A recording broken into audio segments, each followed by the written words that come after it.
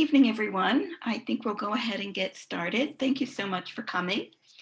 My name is Susan Burns, and I am a professor of Japanese history here and also director of the Center for East Asian Studies. And this lecture series, called the East Asia Lecture Series, is sponsored by the University of Chicago's Center for East Asian Studies. Co-sponsored with the University of Chicago Library, this series was established in 2016 and students, faculty, and members of the larger community an opportunity to interact with academics who are at the forefront of Chinese, Japanese, and Korean studies here in the US and around the world, and especially possible now that we've gone virtual. For more information about the University of Chicago's Center for East Asian Studies and the CEAS lecture series, as well as all of our other events, please follow the links that will be provided in the chat box.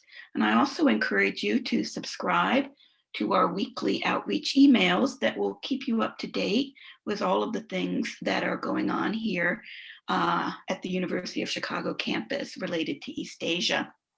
And this link too will be available in the chat box. Now I'd like to turn things over to my colleague in the Department of Art History, Professor Chelsea Foxwell, who will be introducing tonight's speaker. Thank you very much. Thank you, Susan. Let's see. Good evening, everyone. Thank you for joining us. My name is Chelsea Foxwell, and I'm Associate Professor of Art History in the college here at the University of Chicago. I'm pleased to present tonight's guest speaker, Professor Adam Clulow, who's Associate Professor at the University of Texas at Austin. In addition to tonight's lecture, there will be a virtual happy hour that will begin shortly after the conclusion of the program at 6:30 Chicago time, where University of Chicago faculty and students will have the opportunity to chat more with Professor Clulow. If you've not yet registered, please follow the link posted in the chat to do so and join us for this, for students and faculty. And now we'll introduce our speaker. Adam Clulow is a historian of early modern Asia. His work is connected broadly with the transnational circulation of ideas, people, practices, and commodities across East and Southeast Asia. Dr. Clulow's first book, The Company and the Shogun, The Dutch Encounter with Tokugawa Japan, was published in 2014 and received the Jerry Bentley Book Prize for World History from the American Historical Association, the International Convention of Asia Prize, and the W.K. Hancock Prize from the Australian Historical Association. The traditional Chinese translation of The Company and the Shogun, 公司与幕府, was awarded the Chicago, the China Times Open Book Award in 2020. His second book, Amboina 1623, Conspiracy and Fear on the Edge of Empire, was published by Columbia University Press in 2019. It was shortlisted for the New South Wales Premier's General History Book Prize and was a runner-up for the 2020 Robert W. Hamilton Book Award. Following the end of the presentation, we will have a Q&A session. To ask a question to be addressed during the Q&A portion of the program, be sure to type your questions in the Q&A box. Now I will, without further ado, hand things over to Adam. Great. Thank you, Chelsea and Susan, for that very generous introduction. All right, let me try and share. Am I sharing the PowerPoint successfully now? Yes. Great. So thank you again for that very generous introduction. Chelsea was the great star of Columbia when I was doing my PhD, and I'm really honored to speak at her academic home. Now, Zoom is not quite the same as an in-person talk, but I feel so fortunate that these sort of events can go on, and I really look forward to your comments and your questions. Now, I should say that I'm at home. I can't go to my office. I'm like so many of us. I have a 7-year-old running around outside, and although my door is locked, you may hear crashing sounds and occasional high-pitched screaming. It's perfectly normal, no reason to be alarmed. So today I'd like to talk about a largely forgotten commodity and its impact on East and Southeast Asia in the 17th century. Now, as you'll know, the study of commodities have been enjoying something of a boom recently. there are dozens of single commodity histories that cram the bookshelves and also bookstores across the world. Now, I teach a whole class on commodities, from spices to guano to oil, so I've read dozens, if not hundreds of these. Some of them are excellent, some of them slightly less so, but the one thing you notice immediately is the incredible arms race in subtitles as authors vie to argue for the importance of their commodity.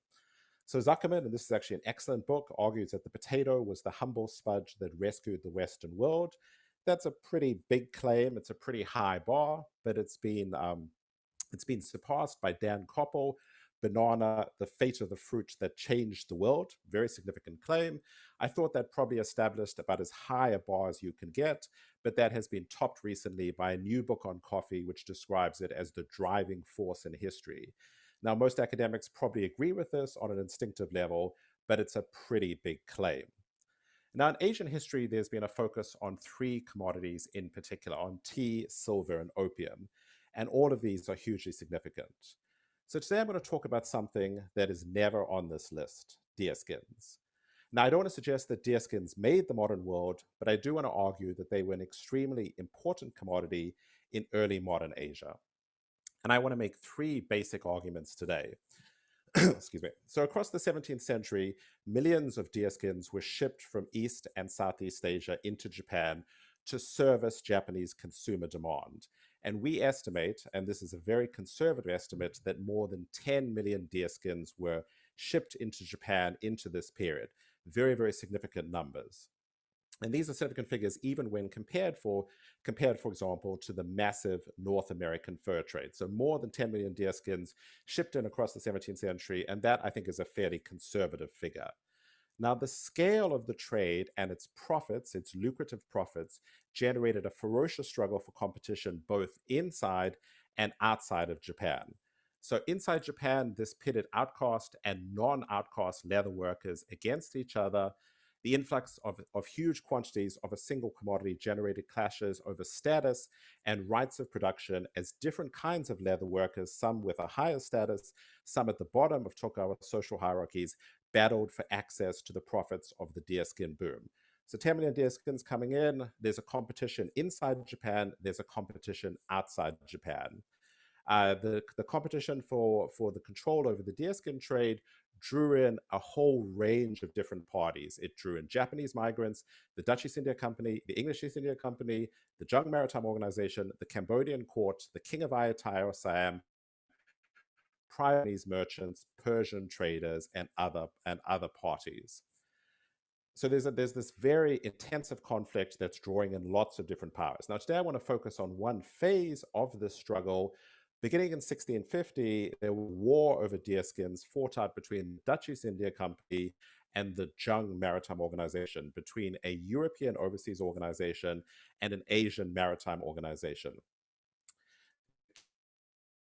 The India Company suffered repeated defeats precisely in those arenas in which Europeans were supposed to have an advantage. The war of the Jung Maritime Organization, and it's not one that the Dutch East India Company emerges victorious. It suffers setback after setback. And finally, I want to suggest that this war over deerskins dragged in polities across the region, triggering a process of claiming over territorial waters, over bodies, a process of legal innovation.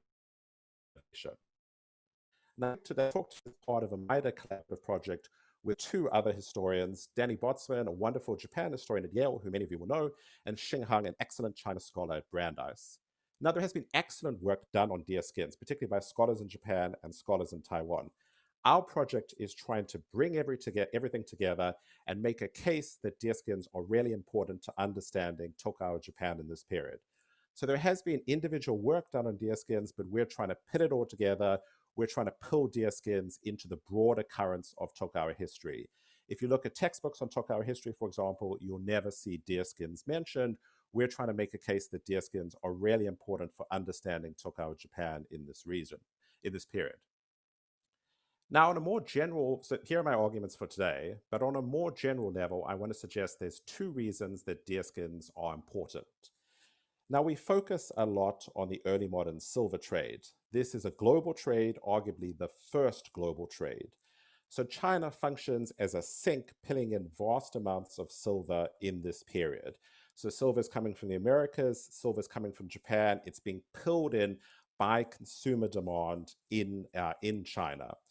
Now, the deerskin trade is connected to the silver trade because deerskins are being exchanged for silver in Japan, but the deerskin trade is a very different trade from the silver trade.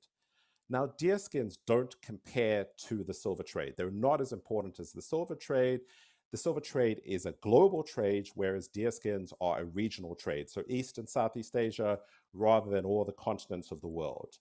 And second, deerskins doesn't approximate the size of the massive silver trade.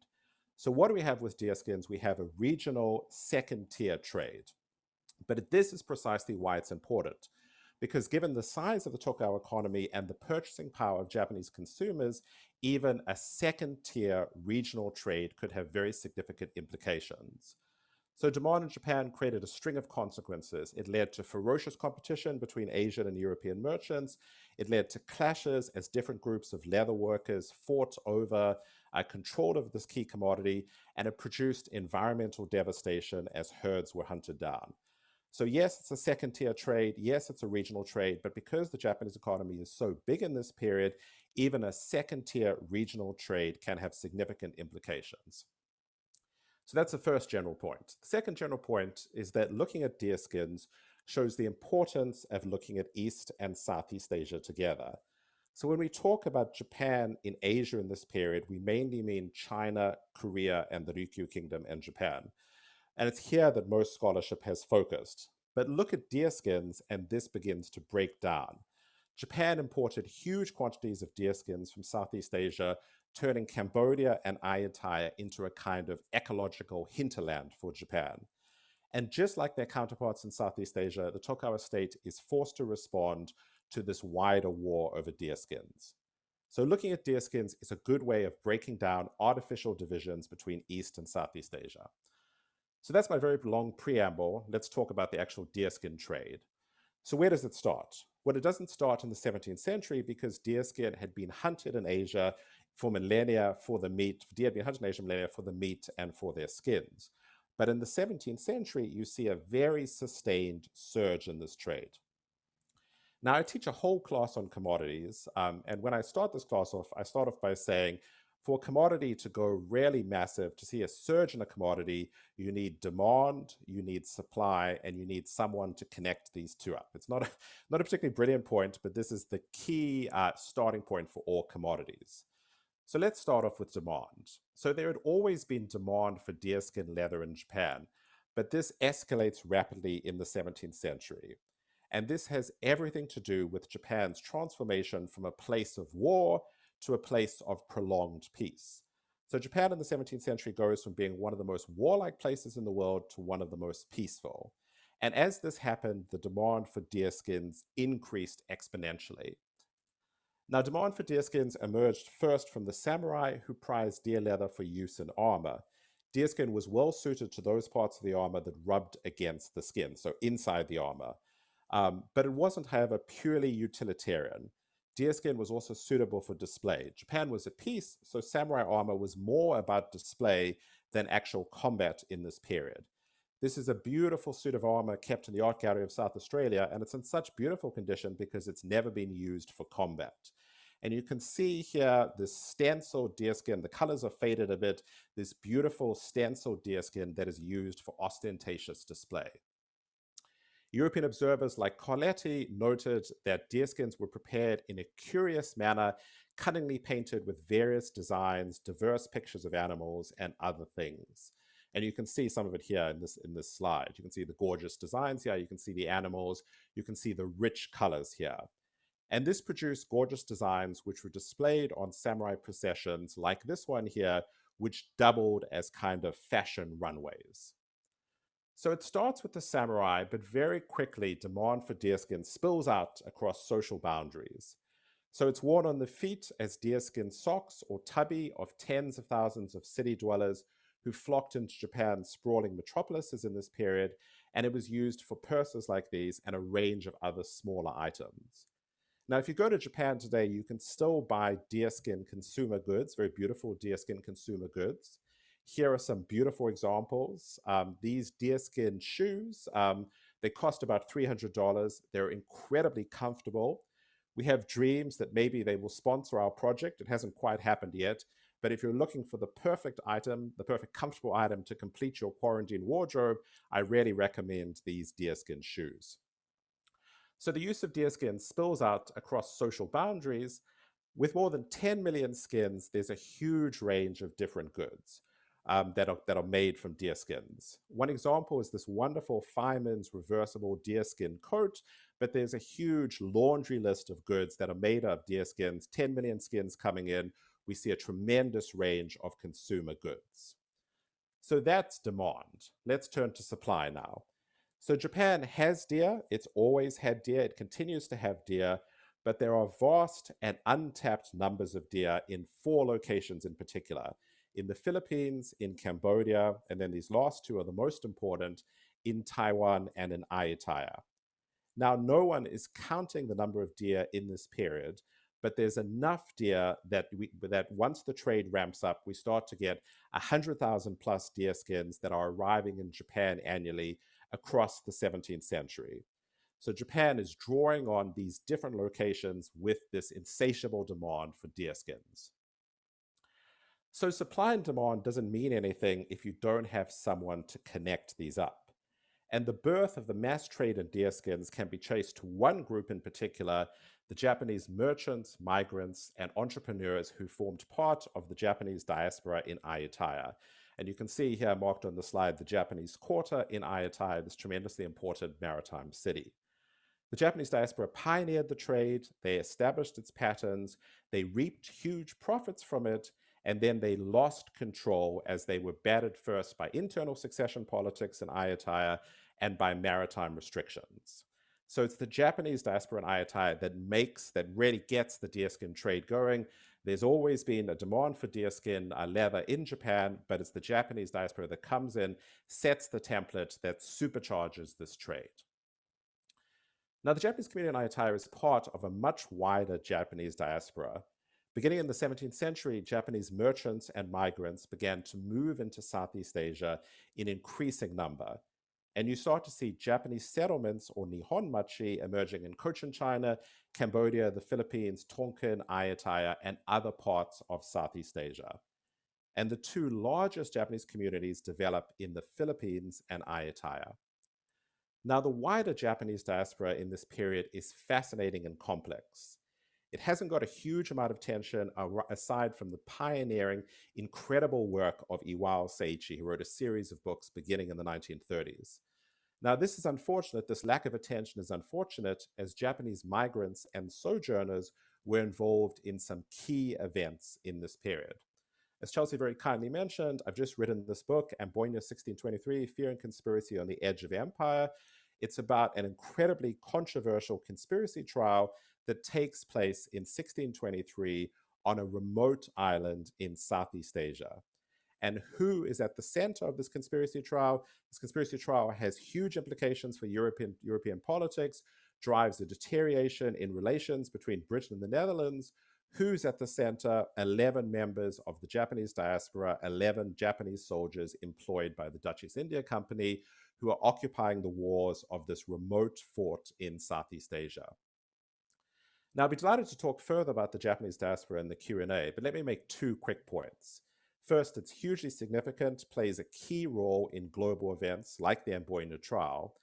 And second, there's a lot of assumptions about the Japanese diaspora. For example, that it's made up all of masterless samurai, that it's filled entirely with Christians who fled persecution and took over Japan.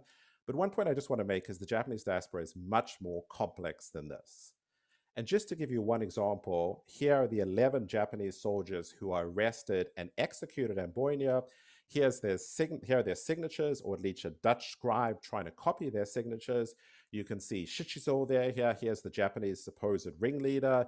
You can see the Dutch scribe trying to copy the kanji, copy the characters for a signature. The Dutch believe these are 11 Japanese soldiers, but look at the top, and who do we see? We see Tome Korea, a 50-year-old former Korean slave brought over from Korea in the aftermath of Hideyoshi's invasion, who's passing himself off as Japanese, who's taking on Japanese identity. So concealed between the term Japanese diaspora is a very complex reality. Now, the most important Japanese community establishes itself in Ayutthaya, and it was this group that drove the deerskin trade. So the king of Siam employed a large contingent of around 800 Japanese soldiers, Japanese mercenaries. Now, the most famous of them is Yamada Nagamasa, who was a soldier and a merchant who rose to a very high rank in the Siamese court. Now, Yamada Nagamasa is an alluring figure. He's a Japanese samurai. He does actually have samurai background in a Thai court. So he's a fascinating figure. But he's also generated some very dubious manga and movies that try to turn him, like this one, into some kind of martial superhero. In fact, he's probably more important as a pioneer of the deerskin trade. And Japanese entrepreneurs like Yamada saw the profits to be made in deerskins, and they're the ones that start shipping deerskins over from Southeast Asia, from Ayutthaya to Japan in very significant numbers. So Japanese sojourners controlled the trade in the skins. So anyone who wanted to come and buy skins had to deal with the Japanese, had to sign a contract with members of the Japanese diaspora. Dutch East India Company arrives and it has to sign a contract. It's very upset about this, but it has to sign a contract with Taimon Dono, Japanese merchant, inhabitant of the city of Ayutthaya. Now, frustratingly, we don't know exactly how many deerskins were shipped out aboard Japanese vessels by Yamada and other Japanese entrepreneurs. But just to give you a sense of the scale here, once the Dutch take over the trade in 1633, or largely take over the trade, almost 2 million deerskins are shipped from Siam aboard Dutch vessels alone. So this ramps up very, very quickly. Japanese merchants, Japanese entrepreneurs like Yamada are pioneering a mass trade. So Japanese entrepreneurs pioneered the template for the mass deerskin trade, setting in motion a trade that would ship millions of deerskins to Japan. Now, we describe the trade in very sterile terms, so 10 million deerskins, for example, but of course this involves the mass killing of deerskins, and preparation of these skins is a messy, laborious business. It hasn't changed that much in hundreds of years, and if you're interested in trying it yourself, which I highly, highly don't recommend, there are dozens of instructional websites for the amateur North American tanner laying out the steps, which really haven't changed much in hundreds of years. You skin your deer, you flesh it. This is the really messy part. You take off the flesh, you work in your tanning solution, which in this period is deerskin brain and spinal fluid. You work it in, and then there's a whole series of other steps, and this produces a deerskin hide. So what happens once the deerskins reach Japan? Well, as you'll know, dead animals' hide and leather work are conventionally associated with the outcast community that occupies the margins of the Tokao order. And you might expect that they would dominate the deerskin trade once the skins arrive in Nagasaki, and that's a pretty reasonable assumption. But in fact, because the skins are being processed in Ayutthaya, the skins are collected, flattened, dried, and cleaned in Ayutthaya. This provided a space for non-outcast merchants to seize control over the deerskin trade. So the trade was seized by non-outcast merchants in Japan, and especially by the Shirakawa leather craftsmen based especially in Kyoto, who leveraged a connection with a particularly important shrine to commandeer the trade. In the 18th century, however, outcast merchants staged a prolonged attempt to get back into the trade via a series of petitions and legal suits. So the deerskins are processed in Ayutthaya. The messy work of processing happens in Ayutthaya. They arrive relatively processed in Nagasaki, so you don't have to do the messy business of processing them, stripping out the meat in Japan, and this provides a space for non-outcast groups like the Shirakawa to essentially say, this is different from outcast leather work. This is something that is non-outcast craftsmanship, non-outcast leather work. Now, the outcast community is not denied total access to the deerskin trade. Here's a cargo registry from the Dutch East India Company. you see it lists 50,155 Siamese deerskins, or Hotterfellen. Above that is 4,000 Siamese cow skins. And so deerskins are shipped with cow skins. They're also shipped with ray skins, stingray skins. The cow skins in particular are a trade that is still dominated by the outcast merchants. But because the processing of the deerskins happens in Southeast Asia, this gives space for non-outcast merchants to essentially seize control over the trade. Now, if you kill 10 million plus deer, it's going to have environmental consequences. This is very, very well documented in Taiwan, where we know all conservationists agree this has a catastrophic impact on the Formosan sika deer. Now, this argument hasn't been made for Thailand in the same way because there's more species and because there's less work done on the deerskin trade with Ayutthaya. But we've been talking with conservationists in Thailand, and there is every reason to believe that this trade had a catastrophic effect on deer like the Schoenberg's deer, on species like the Schoenberg deer, which finally became extinct in the 20th century. So 10 million deerskin sounds like a very sterile number. We have to keep in mind the processing, and we also have to keep in mind the huge environmental impact of this trade. So Japanese entrepreneurs pioneer this trade, they set the pattern, but then they lose access to the trade because of Japanese maritime restrictions and some internal factors in Ayutthaya. So after the 1630s, Japanese merchants and entrepreneurs can no longer send their ships directly to Japan. So this essentially loses them access to the deerskin trade. Now, this creates a vacuum, and into this vacuum moves the Dutch East India Company, a formidable maritime organization, and the Jung Maritime Organization, one of its most formidable, one of its most impressive competitors. So the Dutch East India Company, my particular specialization, is founded in 1602 in order to break into trade with Asia, and it quickly establishes a territorial and a commercial empire. But in the 17th century, the Jung Maritime Network, which is created by Jung Zhelong, built up by his son, the famous Coxsinger, and later expanded by his grandson, becomes a formidable competitor to the Dutch East India Company, challenges the Dutch really at their own game. Now, this conflict starts in the 1650s, but it ramps up. It's supercharged after the fall of Taiwan in 1662, when the Jung eject the Dutch from their colonial possession. So we see a conflict beginning in the 1650s, ramps up after 1662, and a key arena is the deerskin trade. So both the Jung and the VOC are fighting for control over the deerskin trade. This really begins to approximate a war, and it forces polities across East Asia to confront the same problem: how to respond to the war over deerskins that erupted between the VOC and the Jung Maritime Network, how to suppress the use of violence and protect shipping lanes. And today I'm going to run through 3 case studies, Tokugawa Japan, Cambodia, Ayutthaya, and how they responded to this war over deerskins that erupts in the 1650s and is supercharged after 1662. So first, Japan. So Japan is the epicenter of this trade. But beginning around 1650, Jung-affiliated merchants start to push into the Japanese deerskin trade and try to seize market share.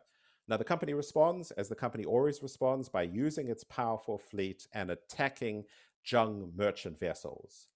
In response to this, Jung merchants submitted petitions and lawsuits to Tokugawa officials in Nagasaki, demanding that they intervene on their behalf. So the Dutch dominate the deerskin trade after the Japanese retreat. Then Jung merchants start trying to push in.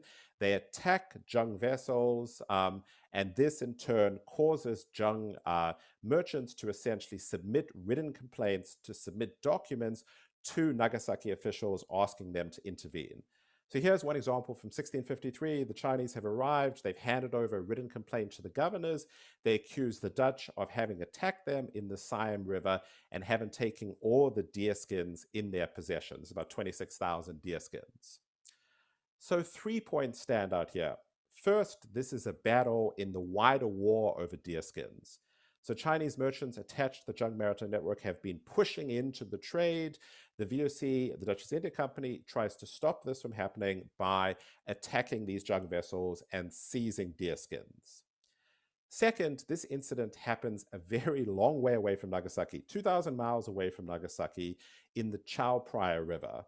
But Chinese mariners are arriving, they're complaining, and they're submitting submitting a written document to Nagasaki officials asking for compensation.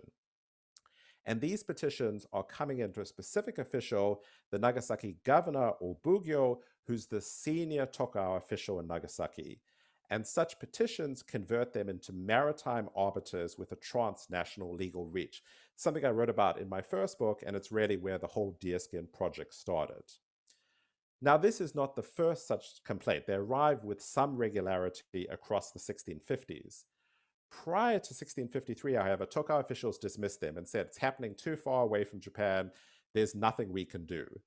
But in this case, Tokugawa officials responded and told the Dutch that they shall no way damage Chinese vessels on their way to Japan. This is further formalized in 1657, and then it becomes a Tokugawa edict in 1659. The Dutch shall not pirate Chinese ships coming to Japan.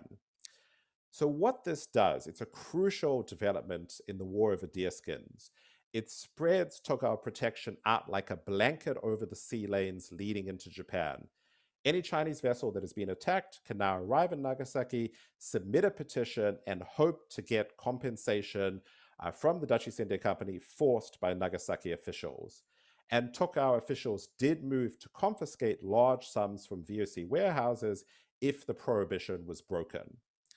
Now, the laying down of Tokugawa protection over sea lanes completely changes the strategic equation. For the Jung Maritime Network, Tokugawa law became a vital source of protection, and it meant that Jung merchants could push aggressively into markets where the VOC had been determined to lock down. And in Batavia, the VOC hierarchy concludes that the Japanese, with either justice or injustice, they mean injustice, seek to protect the Chinese, though they are a rot and a ruin to the company's trade everywhere. But there's nothing they can do. They're worried if they attack Chinese ships carrying deerskins, then essentially their goods are going to be confiscated in Nagasaki. They don't want this to happen. And so they decide that Chinese junks must be allowed to pass and repass without being damaged. And this completely changes the strategic equation. Japanese protection is laid down like a blanket over sea lanes, even thousands of miles leading into Japan. And in the process, Nagasaki emerges as an international legal node, as officials on the water's edge played an active role in intervening in distant maritime disputes. Now, the Tokugawa could do this because Japan's a key regional market, and the Dutch East India Company is terrified that it's going to be shut out and its cargo is going to be confiscated. But it wasn't just Japan which was trying to steer a safe passage through the conflict over deerskins. After 1662, the Dutch lose Taiwan. They lose their colony in Taiwan. So they want access to the deerskin trade. The deerskin trade is very profitable. They want to continue to retain access. They need deerskins. There's 4 places to get deerskins. They can't go to the Philippines, which is controlled by the Spanish. They can't go to Taiwan now because they lose it in 1662. So they turn all their attention on Cambodia and Ayutthaya. And these become the key places that they're looking to get deerskins. So what happens in Cambodia? So Cambodia is a weak state in the 17th century, a very weak state, a period sometimes referred to as the Cambodian Dark Ages. Now, my initial training is as a Japan historian, but one of the projects I've been working on for the past decade is a big project to build a virtual reality recreation of a different period of Cambodian history, an earlier period of Cambodian history constructed around the sprawling metropolis of Angkor. So this is the Virtual Angkor project, which aims to use virtual reality technology to place students on the streets of a pre-modern metropolis complete with sounds and an interactive environment.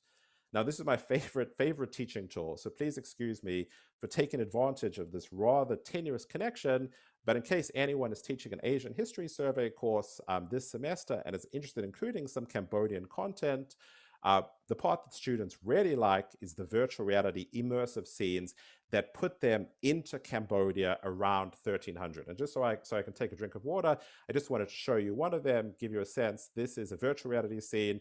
Normally students, I'll show you the 2D version.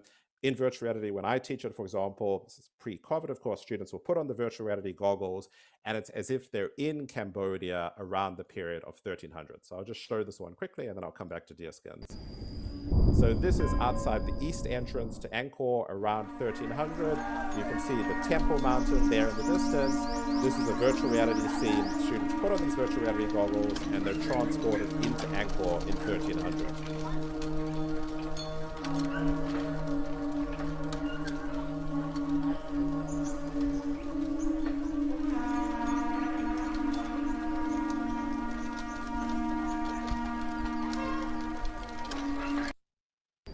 So that's freely available if anyone is interested in it.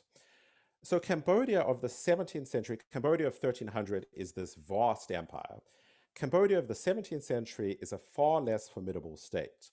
And in the 1660s, Cambodia found itself caught in the middle of a rapidly escalating war over deerskins between the Dutch East India Company and the network. Now, in negotiations with the king, Dutch East India Company officials wanted two things. They wanted monopoly rights to all deerskins, and they wanted the right to attack junk shipping wherever they encountered, including in Cambodian ports. So we know how Japanese officials responded. They said you can't attack any Chinese vessel, any junk shipping on sea lanes leading into Japan. Cambodian officials sought to mark out what was effectively territorial waters. They marked a triangular designation running from a promontory in the north to two islands in the south and the east that constituted the limits and boundaries of our realm, Cambodian officials insisted. So they adopted similar tactics to their counterparts in Japan. They marked off waters and they laid down state protection. You can see the waters marked out here. It's between these two promontories and this island. So they essentially say to the Dutch East India Company, look, yes, you can wage a war against the Jung Maritime Network, but you can't attack shipping inside this designation of territorial waters. The Dutch East India Company is furious. It responds, this is totally unreasonable. We've never had these borders pointed out to us. It doesn't seem reasonable to us. We always take a prize, even if it is just outside the entrance of the river. They're furious about it, but in order to get access to the deerskin trade in Cambodia, they essentially give in. So Japan is able to negotiate the deerskin war. They're able to lay protection out over sea lanes. Cambodia starts off with something similar. It's slightly less ambitious, but they don't have the same result. Instead, what happens in 1667, a formidable group of soldiers and sailors arrives on Cambodian soil. So this is a Chinese maritime commander called Piaojua, Xianbo in the Chinese sources, arrives in Cambodia with hundreds of men. He's a follower of Koxinga. He immediately moves into the deerskin trade, ships out 70,000 deerskins, and in July of the same year, he attacks and burns the Dutch East India Company outpost on Cambodia. So Cambodia is thinking that we can essentially, we can control this deerskin war. We're going to stop violence in territorial waters. Piaojua arrives and he brings the violence of the deerskin war directly onto Cambodian territory. Now, this is a significant setback for the VOC because it loses access to Cambodia. It has lost access to Taiwan, loses access to Cambodia in 1667. But the intervention is also disastrous for Cambodia. It had attempted to mark out a zone of security in the wider war over deerskins, but this had been shattered by violence. So with the Dutch ejected from Cambodia, Piaojua and his soldiers started to intervene actively in Cambodian politics by supporting a rival claimant to the throne. And just a few years later, in 1671, the king is assassinated and Cambodian politics are thrown into disorder, thrown into chaos. So we see here a very different ultimate outcome. Cambodia is trying to secure territorial waters. Violence is brought onto Cambodian soil, and it has disastrous results. First, for the VOC, it loses access to supply, but it has disastrous results for Cambodia at the same time. So we've seen a few different responses. We've seen the Japanese response, we've seen the Cambodian response. Now we're going to look at the Ayutthaya and the Siamese response. And this is the last place that Dutch East India Company can get deerskins, and so it's determined to protect this node. So in Siam, the king was forced to deal with the same basic problem, but he responded in a different way. So we've run through our two studies. The third case study, we're seeing a different approach, protection of the king's ships as a different kind of approach to how to deal to the escalating war over deerskins. So the VOC had a lock over the trade. We see a same dynamic, but Jing shipping threatened this. But in Siam, we see something different because the king attempts to force his own way into the deerskin trade by sending royal junks directly to Japan. So rather than relying on foreign merchants to act as middlemen, he aims to send his own ships directly into Nagasaki and thereby secure his own share of the trade. So Narai is a fascinating figure in Siamese politics, hugely important monarch, and he's attempting to essentially get round the VOC and the Jung stranglehold on the trade. He's trying to force directly into the trade himself. So in the 1660s, we start to see these sort of vessels arriving in Nagasaki. So these are vessels that are not owned by the king, but they are royal junks. They're dispatched by the king, and they are crewed with foreign mariners. This one arrives in 1661. It's owned by Akbar Muhammad, the head of the well-established Persian community, and it's manned with 23 Moors, 23 Persians, and 54 Chinese sailors. And later vessels were crewed almost entirely by Chinese sailors. This becomes the standard. So the king doesn't own these vessels. He's not crewing these vessels with Siamese sailors. They're crewed with Chinese sailors, but they are the king's junks, and they sail under his protection with the profits flowing to the throne. Now, the Dutch East India Company is furious at this development. It's fighting with the Jung Maritime Network. It doesn't want to tolerate the Jung Maritime Network trying to push into the deerskin trade. So it responds, as it usually does. It assembles a fleet and it tries to shut down the king's participation in the deerskin trade. It staged a blockade of Siamese waters beginning in 1663, capturing any vessels it encountered, including royal junks on their way back from Japan. So the blockade forced Narai and the Siamese court to the negotiating table. And the company had two demands. It wanted a total monopoly over the deerskin trade, so no overseas merchants could buy skins. And second, it wanted to make sure that the king could no longer participate in the deerskin trade by sending vessels manned with Chinese sailors. So they issue a stunning demand. The king's ships relied on Chinese sailors who were part of the large Chinese community in Ayutthaya. So what does the VOC do? It arrives and says any Chinese migrant, merchant, or resident within the borders of Ayutthaya and regardless of ties to the country should be expelled and banned from the country. So this is how the VOC is trying to stop the King of Siam from participating in the deerskin trade. They know the participation hinges on the use of Chinese sailors. So what they ask the king to do is to expel the Chinese community from Ayutthaya. So it's a very big demand. And it sets off a remarkable standoff. On the one hand, the VOC claimed that all Chinese men, women, and children should be expelled from Ayutthaya. And on the other side of the negotiating table, Siamese officials pushed back and they said this was impossible. There's many thousands of Chinese who are spread throughout the entire realm who had been there for generations and had mixed and married with the natural Siamese. They'd been admitted under the protections of the king's forefathers and were legal subjects of the realm. So they were not prepared to expel them. So in this way, the War over Deerskins triggers a dramatic process of claiming. Just as the king of Cambodia attempts to mark out territorial waters, so now do Siamese officials move to pull their Chinese subjects within their protective embrace and to remove the threat of VOC violence. So what happens? So the VOC says expel the Chinese population. Siamese officials say, no, we can't do it. They eventually settle on a compromise, and the 1664 treaty states between the Dutch East India Company and Narai, King Narai, state that neither His Majesty the King nor any of his subjects would be allowed to place Chinese on their junk ships and smaller vessels bound for Japan. So they signed a treaty in 1664 saying no Chinese sailors can be used on these vessels. This is designed to essentially stop the King of Narai from sending these vessels directly into Japan. But very quickly, Narai started to bend, reshape, contort this agreement to regain access to the Japan trade. So this is 1664. 1666, 2 years later, we see a king's ship arriving in Japan, manned with Siamese, Moors, Persians, Lascars, Indian sailors, and some short-haired Chinese mestizos. Now, the latter were members of the Chinese community who'd been born in Siam to one Thai parent, and hence, at least theoretically, did not violate the ban, although obviously they violated the spirit of the ban.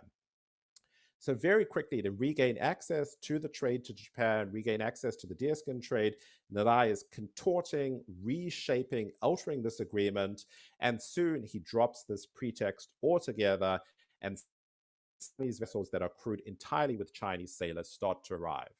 So this is one from 1704, so much later.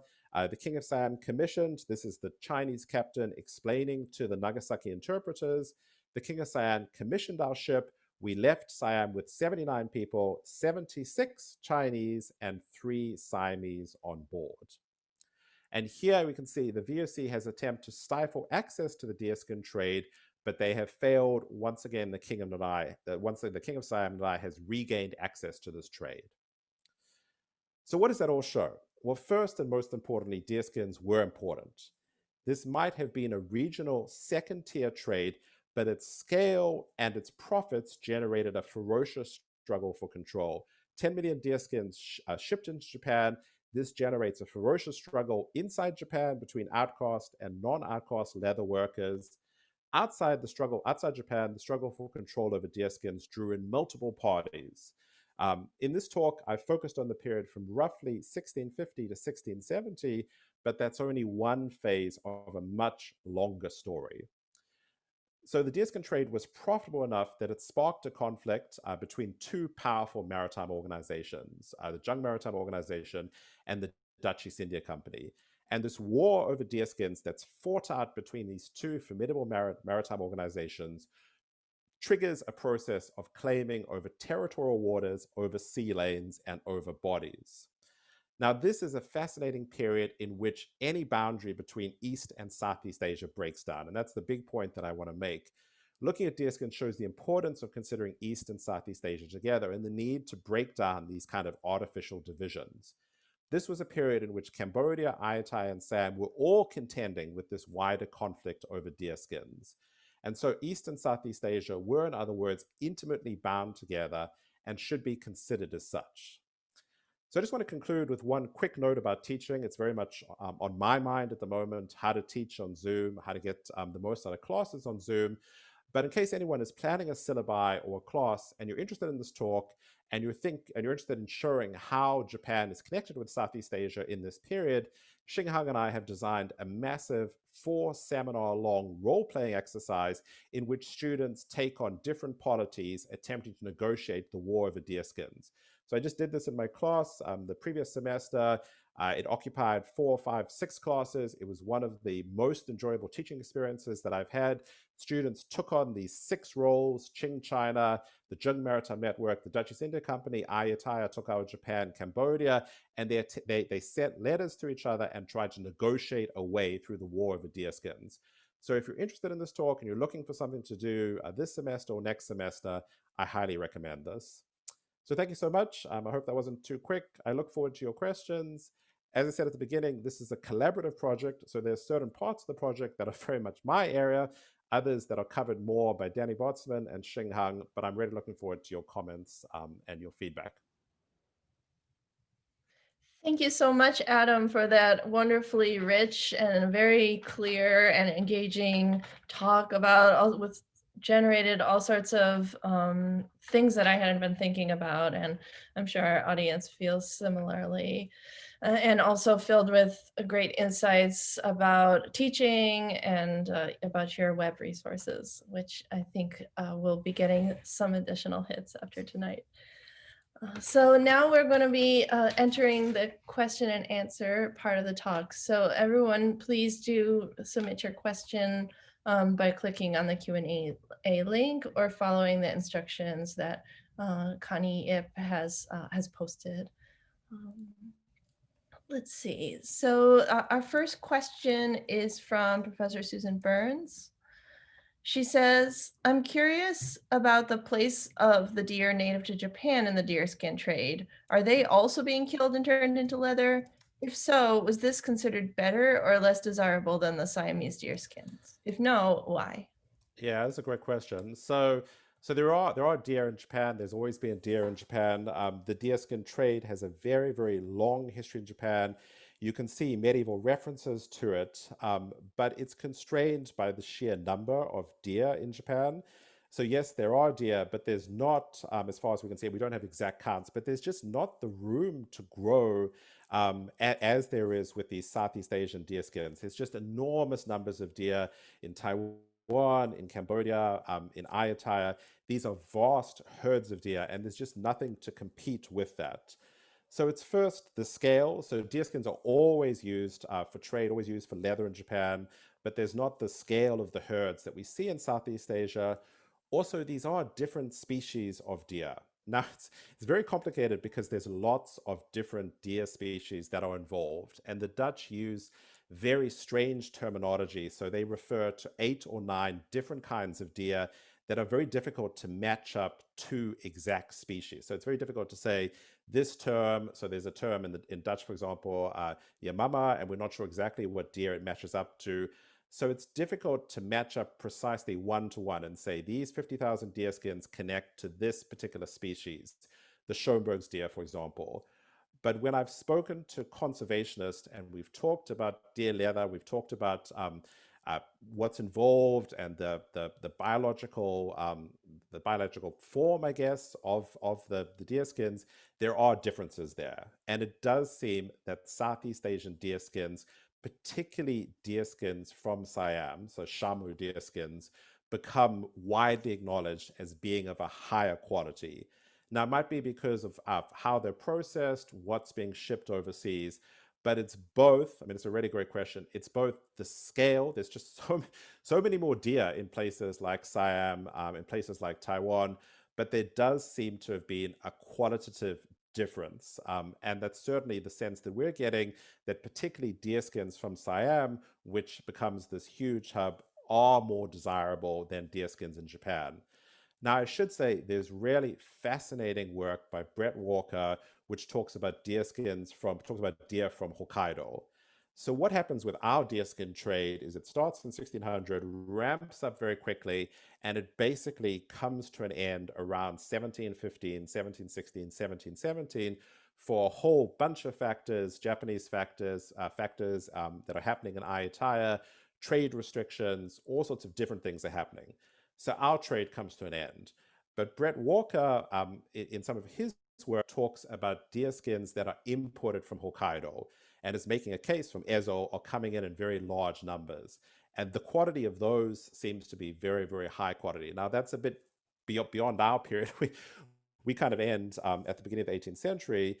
But certainly for our period, our sense is it's A, numbers, and B, it's a quantitative difference, but there is also a qualitative difference. And I'm not enough of a biologist to tell you exactly what is the difference, but there clearly is a sense that Southeast Asian deerskins, especially these deerskins from Siam, are particularly valued, are particularly desirable in all sorts of ways. And we do see that term, shamu, we do see the term Siam appearing in store records, for example. It's clear that this is a particularly desirable good. Great, thank you. Patricia Murray has submitted 2 questions, so if you don't mind, I'm gonna read them both to you. So the first one is, did 17th century Chinese use deerskins for shoes, bags, etc., as in Japan, or were deerskins used more to trade for other things or silver? And well, maybe I'll just let you answer that, and then I'll ask. Sure, that's a great thing. It's a great question. So certainly Chinese merchants are bringing the deerskins into Japan, are trading them for silver. One thing that I haven't mentioned, which is totally fascinating to me, is the trade in venison. So there is a trade in deerskins. It's a huge trade in deerskins, but Chinese merchants are also extremely interested in the venison, in the actual sort of deerskin meat. And so we see the trade getting going in Ayutthaya, sort of ramping up very quickly in Siam. What's really fascinating is the trade that happens in Taiwan. So this starts off, the Dutch East crucially involved. It's a Dutch East India Company colony in this period. But what's very striking, and Thomas Holman has done wonderful work on this, is the deerskins are coming into Japan. There's a huge demand for deerskins in Japan, but the venison is being shipped over in very large quantities into China. And this is interesting. We don't see venison being shipped into Japan, but there's very significant quantities, tens of thousands, that's probably right, huge quantities of venison that are being shipped in by Chinese merchants, of course, relatively close between mainland China and Taiwan. So what's fascinating to us is we see the deerskins caught, the hides are stripped off, the tanning happens, the deerskins are sent to Japan, there they're exchanged for silver, and then the deerskins are converted into all of this huge range of different items. Deerskins do not seem to be imported into China in anything like these quantities. We don't see records like that. But what we do see is the deerskin venison coming in very large quantities. And that's really fascinating because that doesn't seem to be the case in Ayutthaya. We're not sure of the market for the venison there. Certainly the Dutch are only ever talking about the deerskins. But there's this whole complementary market that we haven't really begun to fully delve into. There's this whole complementary market in venison being taken across being brought into China in very significant quantities. And it just further increases, of course, the potential profits for the trade. That the deerskins are going one way, the venison is going another way. But it's a really great question. Great, thank you. And Patricia Murray's second question is, did Japan at the time allow ships able to get to Thailand to be built? Something like the Akamai Bune or Akamai Sen were too small, no? So sorry, I was looking for this, yeah. So did Japan build, let's see, did they allow ships to be built that could reach Thailand? Oh, yeah. Absolutely. So the deerskin trade really gets going in this moment of incredible mobility. So I've just written a piece where I call it Japan's century of mobility. So it gets going in the early decades of the 17th century. This is when Japan is really pushing outwards.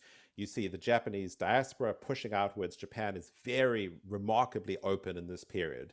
Now, in this period, yes, ships are being constructed in Japan. Ships are being sent to Ayutthaya. The Dutch East India Company is even buying vessels in Japan that it's then using to travel to Siam. The English East India Company is actually buying Japanese vessels and shipping and using them to transport goods to Southeast Asia. So this is this moment of tremendous openness, tremendous mobility. Japanese maritime technology is extremely hybrid in this period. So they're Japanese vessels, but they're drawing on Chinese designs, they're drawing on European designs, but absolutely there are ships being built in Japan in this period that are then being sent out to Southeast Asia. And this is the basis for Japanese merchants, Japanese entrepreneurs, the Japanese diaspora. This is how they get a lock on this trade because they have everything going for them. They have control over the trade in Southeast Asia. They have very close connections in Nagasaki. They have merchant fleets. Yamada Nagamasa has some very formidable vessels. Everything is going perfectly for them. Japan is relatively open. They have very limited restrictions. So they seem set to dominate the trade for the whole 17th century. And that is what the Dutch East India Company expects. So it looks at this trade and says, Japanese, they've got a lock in it. We're not going to get access to it.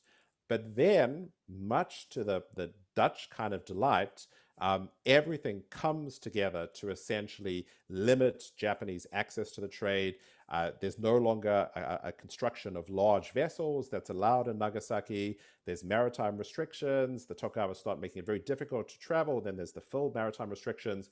So everything comes together from this moment of significant openness.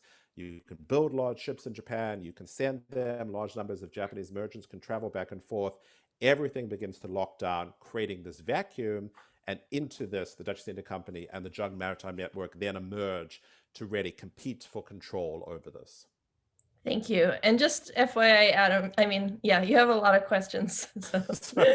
Sorry. Yeah. I like talking about deerskin, so I talk for way too long. So the next question is from Sarah Markovitz, and she wants to know kind of how this all ends. So at the end of the Deerskin War, was the economics worthwhile for the Dutch? So at the end of the Deerskin War, So obviously the Zheng Maritime Network is ejected from Taiwan, so the Qing conquer Taiwan.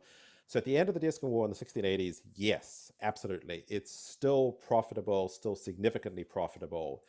But then it slowly starts to tail off as we reach 1680s, 1690s, 1700, early decades of the 18th century. Everything begins to tail off. And it's a whole bunch of different factors that all come together. There's falling prices in Japan. There's some import substitution because there's cow skins that are coming in from Korea. But the most important thing is the Tokugawa prohibitions.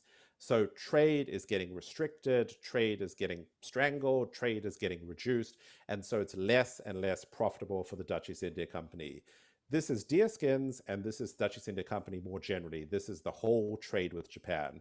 We're seeing there's various restrictions on bullion, on how much silver can be exported, how much copper can be exported. And so the economics begin to change very significantly. I was just looking at a document, 1705. Dutch East India Company official is writing to the headquarters in Batavia, and he's saying, yeah, we can still do it. It's still worth it. We can still make money. Profits are down. So the profits in the good periods are 400%. So you buy deerskin, you sell it for 400%. Profits are coming down, but it's still viable. By the time you get to 1715, that's a key year, the Dutch East Company looks at it and just said, it's not really, it's not worth it. There's not enough money to be found. And that's really the end of the trade. But that's still pretty remarkable because that's 100+ years where deerskins are the dominant commodity for certain Dutch East India Company routes, especially with Ayutthaya. And thank you so much for all these questions. This is great.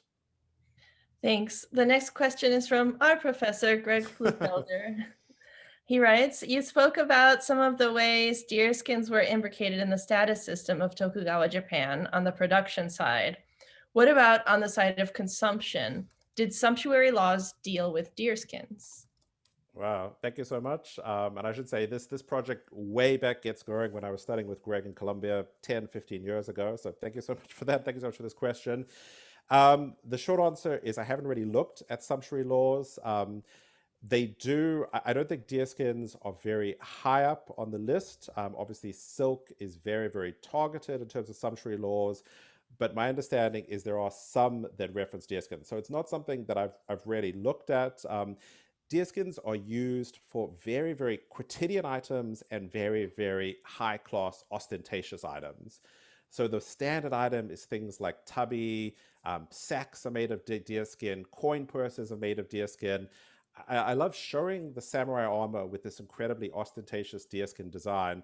But by the time you move into the 1650s, 1660s, when sumptuary laws start becoming more and more significant, most deerskins are being converted into relatively quotidian products, relatively standard daily use products, these shoes, these coin purses, sacks, that sort of thing. So it's something, the short answer is, I don't think it's a major focus, but I definitely think there's a connection between sumptuary laws and deerskins, and it's very much on our list of things to look at. And thank you so much for that question, because it's a reminder that we need to continue thinking about that.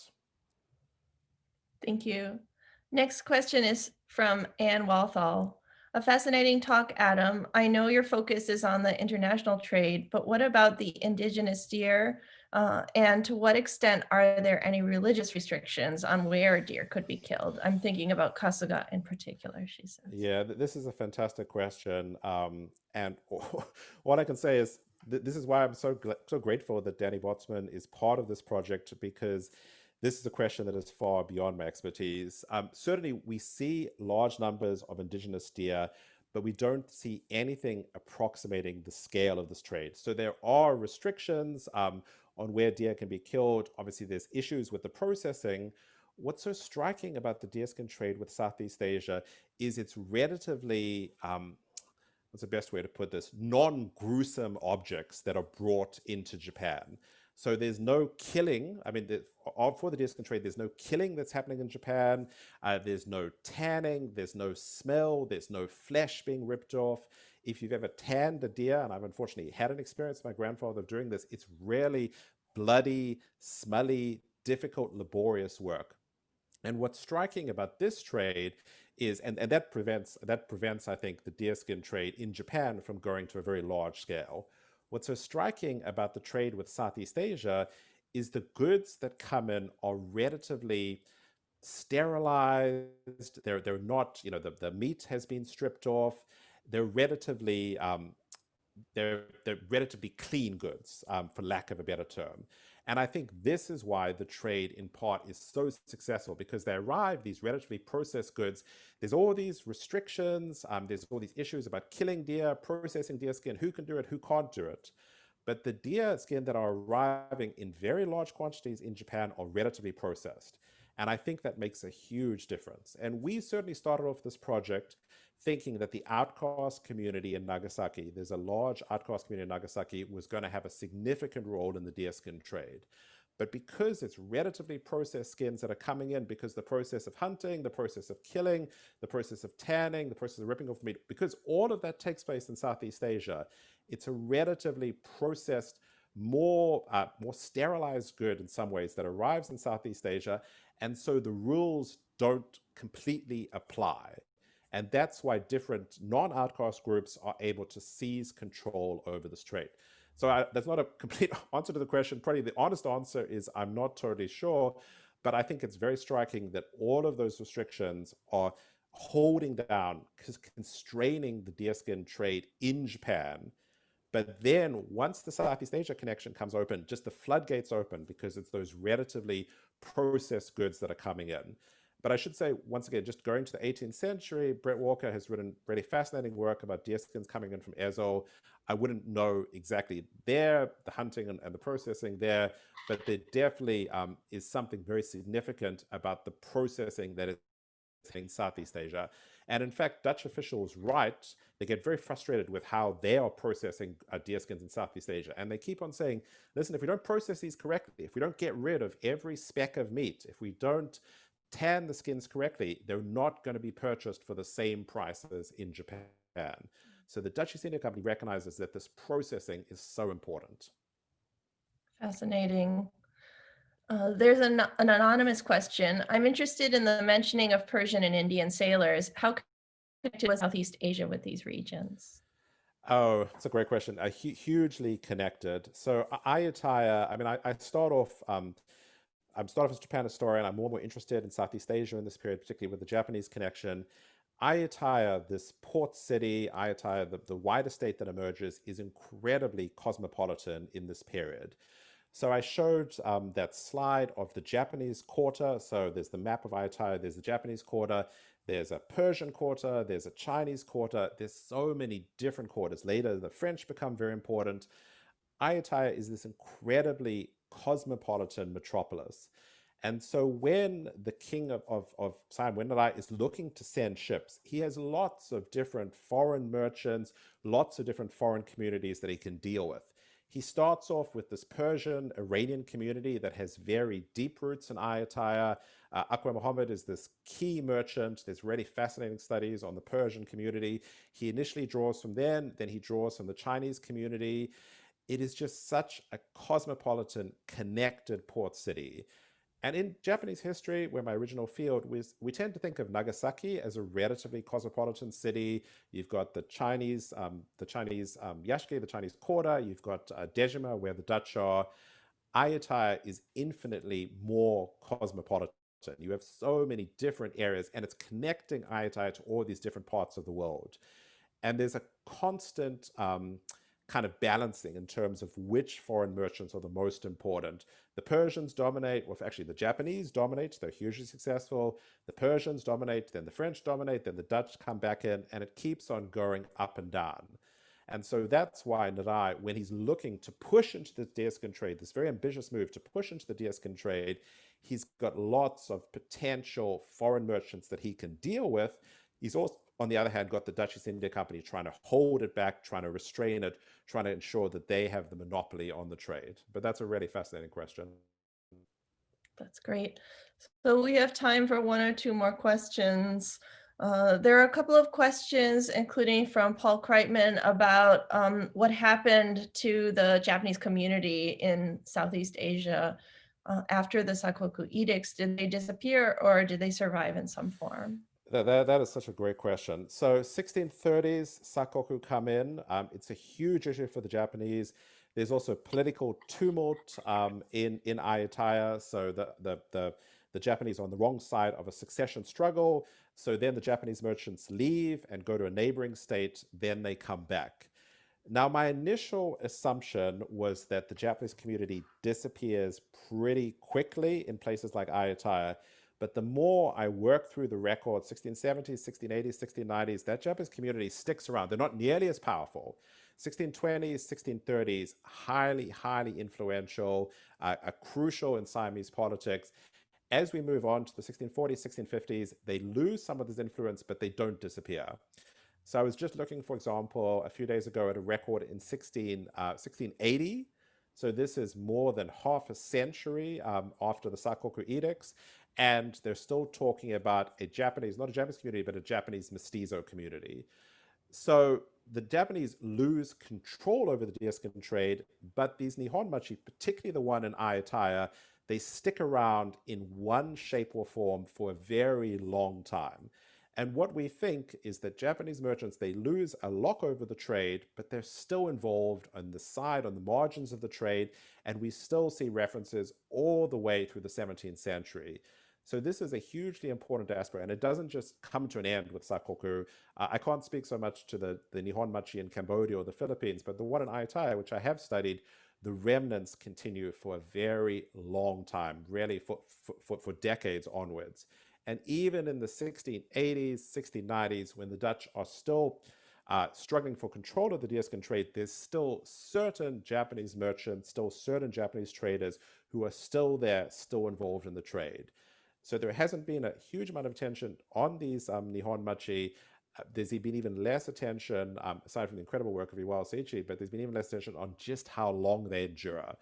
And that's all the way into the 17th century. Not as powerful as the Persians, not as powerful as the Chinese, but certainly still there. Thank you so much.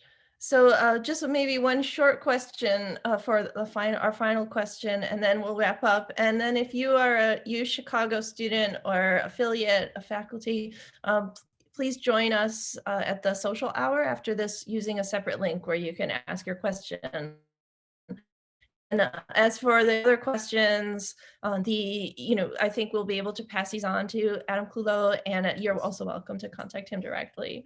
So the last question is, was there also a demand for parts of the deer used in traditional medicine, for possibly deer penis or deer antler? Yeah, that's a really interesting question.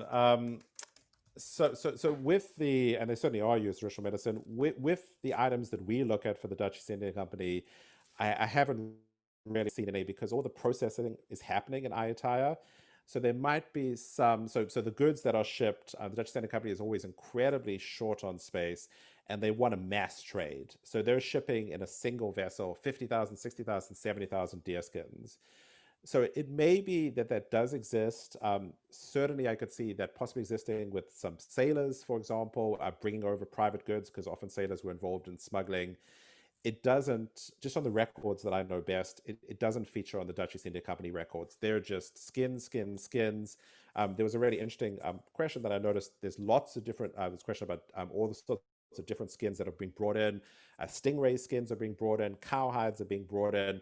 The deerskin trade is the most important for the Dutch East India Company, and particularly its Ayutthayan connection, but it's bringing in a lot of different skins. So not so much antlers, different sort of objects that might be used in medicine, but it brings in all sorts of different kinds of skins to see where demand is going to be in Japan. Ray skins, cow skins, deer skins, goat skins, the hide trade more generally. Deer skins are the centerpiece, but the hide trade more generally is extremely significant in this period. So it's a really interesting question. I haven't seen it. The Dutch East India Company, it's not a big trade for them, but I have no doubt probably some smuggling, I have no doubt exists on some level, because there is a desire to use different parts of the deer. We certainly see that with the venison. Anything that can be commercialized is going to be hugely desirable in this period. Thank you so much. Well, there's a little bit of snow on the ground tonight in Chicago, so I think having leather tabi would be preferable to other traditional Japanese footwear options. So Thank you, Adam. Thank you, everyone, for joining us this evening. And thank you also to CS staff, Connie Yip and Myra Sue, and everyone else who supported this program. We hope you enjoyed it. As a reminder, if you're interested in learning more about upcoming talks in the CS lecture series, please visit the CS website. We encourage you to subscribe to our emails that you can receive additional information on events related to East Asia. For those of you who are UChicago students and faculty attending tonight's program, please come back and join us for the virtual social hour beginning at 6:30 in a few minutes.